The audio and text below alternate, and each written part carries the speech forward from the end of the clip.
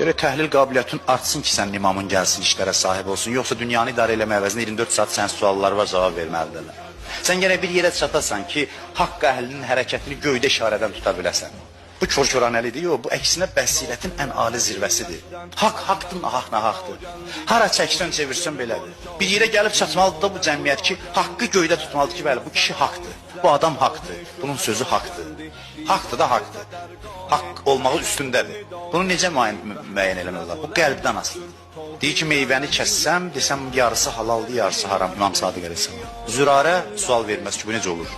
Zürarə fanatdır, nəuzubillah, ağılsız adamdır, yox, ən ağıllısıdır. Üzünə hikmət gəlir, bir yerə çatır ki, bilir imamdır qabağında dayanan.